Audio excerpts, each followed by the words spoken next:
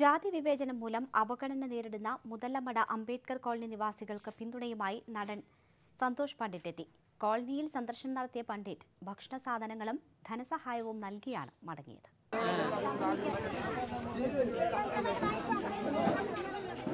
Santhosh പണ്ഡിറ്റിന്റെ cinema ഇഷ്ടപ്പെടാത്തവർ പോലും കൈയടിക്കും അദ്ദേഹത്തിന്റെ ഈ സൽപ്രവൃത്തിക്ക്.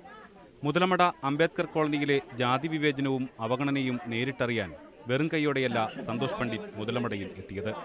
ദാരിദ്ര്യം അനുഭവിക്കുന്ന കോളനിക്കാർക്ക് അരിയും പച്ചക്കറിയും പഴവുമായി എത്തിയ സന്തോഷ് പണ്ഡിറ്റ് ശരിക്കും സൂപ്പർ താരമായി. നിത്യചെലവിന് ഏറെ ബുദ്ധിമുട്ടിയിരുന്ന സമരക്കാർക്ക് വലിയൊരാശ്വാസമായിരുന്നു അദ്ദേഹത്തിന്റെ സഹായം. കോളനിയിലെ വീടുകളുടെ ശോചനീയാവസ്ഥ നേരിൽ കണ്ട് ചെറിയ ധനസഹായവും നൽകി. കോളനിക്കാരുടെ പരാതി കേട്ട പണ്ഡിറ്റ് ഇക്കാര്യത്തിൽ പഞ്ചായത്ത് സെക്രട്ടറിയെ ഫോണിൽ വിളിച്ച് വിശദാംശങ്ങൾ തേടിയതിനു ശേഷമേ പ്രതികരിക്കാൻ തയ്യാറായുള്ളൂ.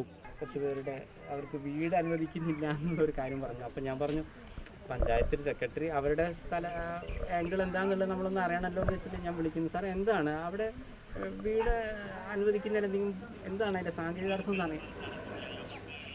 പഞ്ചായത്തിന്റെ കൂടി ഭാഗം കേൾക്കാതെ പ്രതികരിക്കുന്നത് ശരിയല്ലെന്നായിരുന്നു വാദം.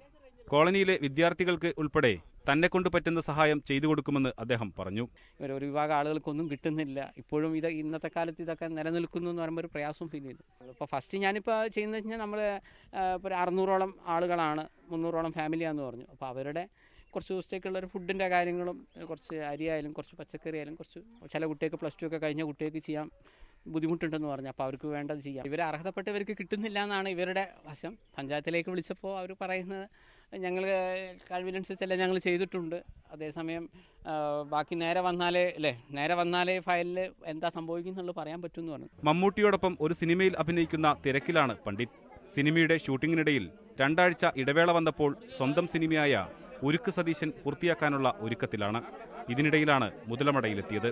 കോളനിയിലെത്തി വാഗ്ദാനങ്ങൾ നൽകി മടങ്ങുന്ന സംഘടനകളെ കണ്ടുമടുത്ത കോളനിക്കാർക്ക് സന്തോഷ് പണ്ഡിറ്റ് ശരിക്കും താരമായി. ന്യൂസ് 18 പാലക്കാട്.